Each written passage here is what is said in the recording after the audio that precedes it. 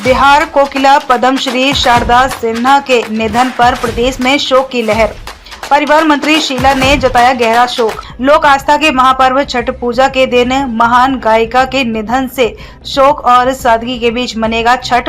राजकीय सम्मान के साथ होगा अंतिम संस्कार। बिहार कोकिला पद्मश्री शारदा सिन्हा के निधन पर सूबे के परिवहन मंत्री सह स्थानीय विधायक शीला मंडल ने गहरा शोक जताया है। बिहार में लोक आस्था का सबसे बड़ा पर्व छठ पूजा के दिन प्रदेश के सबसे बड़े लोक गायिका के निधन से प्रदेश भर में शोक की लहर है। ऐसा नहीं कि पद्मश्री शारदा सिन्हा के चाहने वाले केवल बिहार में हैं, देश विदेश में लाखों की संख्या में उनके चाहने वाले हैं। करोड़ों हिंदुस्तानियों के दिलों में बसने वाली महान लोक गायिका के निधन से भारतीय लोकगीत संगीत जगत को बहुत बड़ी क्षति पहुंची है, जिसकी भरपाई निकट भविष्य में संभव नहीं है।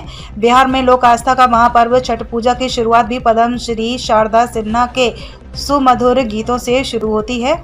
छठ घाटों पर शारदा सिन्हा के गाए छठ गीत का आनंद ही कुछ अलग अनुभूति प्रदान करती है, जिसकी भरपाई निकट भविष्य में संभव नहीं है। बिहार में लोक आस्था का महापर्व छठ पूजा की शुरुआत भी पद्मश्री शारदा सिन्हा के सुमधुर गीतों से शुरू होती है। छठ घाटों पर शारदा सिन्हा के गाए छठ गीत का आनंद ही कुछ अलग अनुभूति प्रदान करती है। इसके अलावा शादी ब्याह व अन्य मांगलिक कार्य बिना शारदा सिन्हा के गीत से संभव ही नहीं माना जाता है। अपने सुमधुर गीतों से बिहार के लोक आस्था के महापर्व को देश विदेश में प्रसिद्धि दिलाने वाली महान लोक गायिका के निधन से सचमुच इस बार का छठ पूजा उन्हें श्रद्धांजलि देने के साथ सादगी से मनाया जा रहा है। बिहार कोकिला कहे जाने वाली महान लोक गायिका का संबंध मिथिलांचल से रहा है। मिथिला के कोशी क्षेत्र सुपौल जिले में जन्म लेने वाली बेटी की पहचान अपनी मातृभाषा मैथिली तक सिमट कर नहीं रही। मैथिली के अलावा बिहार में बोली जाने वाली अन्य भाषाएं भोजपुरी, मगही, अंगिका को भी समृद्ध करने का काम उनके द्वारा किया गया। बिहार के मुख्यमंत्री नीतीश कुमार ने राजकीय सम्मान के साथ महान लोक गायिका का अंतिम संस्कार करने का निर्देश जारी किया है। चौथा स्तंभ की ब्यूरो रिपोर्ट। सबसे पहले तो उनको हम हृदय से सदा सुमन अर्पित करते हैं और ये हमारे मिथिला सब के लिए बहुत बड़ी क्षति है। ये हमारे बगल की सुपौल की ही जन्मी हुई है। 1952 में उनका जन्म हुआ था।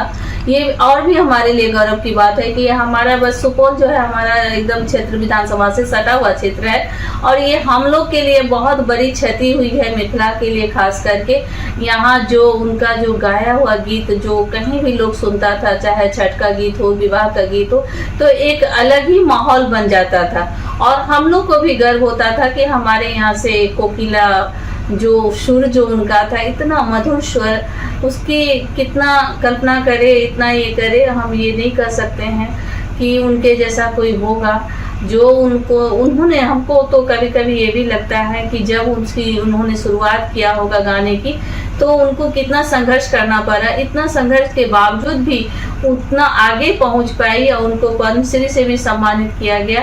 आज हमारे माननीय नेता मुख्यमंत्री नीतीश कुमार जी ने कहा कि राजकीय सम्मान के साथ उनका अंत्येष्टि करने के लिए ये भी और भी एक बिहार के लिए गौरव की बात है। बहुत दुखद घटना है हम लोगों के लिए, इसकी क्षति कोई नहीं कर सकता है और ये हम तो यही ईश्वर से प्रार्थना करते। देखिए जो हमेशा छठ का गीत गाती थी और छठ परमेश्वरी के दिन आज पर्व का समय है, उसी समय उनका निधन हुआ है। ये भी अपने आप में एक माँ का कृपा और कहिए कि माँ एक को हम यही आशीर्वाद करते हैं, ये माँ उनके दिवंगत आत्मा को शांति देना, उनके घर परिवार के लोगों को मतलब इस दुख के घड़ी में एक सबल शक्ति देना जिससे वो सब समस्याओं का निदान कर पाए।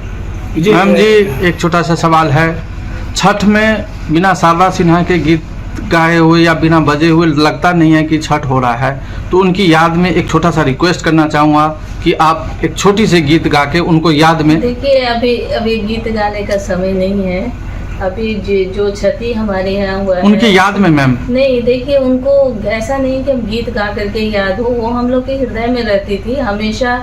शारदा सिन्हा हम लोग के लिए बिहार का एक गौरव था और हम खास करके हम महिलाओं के लिए तो एक गौरव की बात है ना, जो उनको पद्मश्री से सम्मानित भी किया गया। तो ये हम मिथिला की बेटी थी और मिथिला के लिए गीत गाती थी। छठ का गीत जो आज भी हम लोग सुनते हैं तो बड़ा मन भाव भी बोध हो रहा है, आँख नमन हो जा रहा है।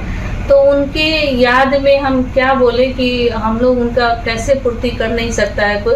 उनके गाए हुए गीत को हम गा करके समझे, वो हमारा तो उतना अच्छा गला नहीं है, उनका गला एकदम सुर कोकिला की तरह था। उनका जो गाती थी तो कहे नहीं कि एक माहौल बन जाता था उस तरह से, खुशी का माहौल। शादी का गीत गाई तो भी बहुत अच्छा लगता था सुनने में, कान को कर्णपिठे लगता था उनका गीत सुन। लता मंगेशकर के बाद बिहार में उनको लता मंगेशकर का दर्जा दिया जाता था। लोगों की नज़र में हमेशा वो लता मंगेशकर के रूप में ही देखा जाता था शारदा सिन्हा।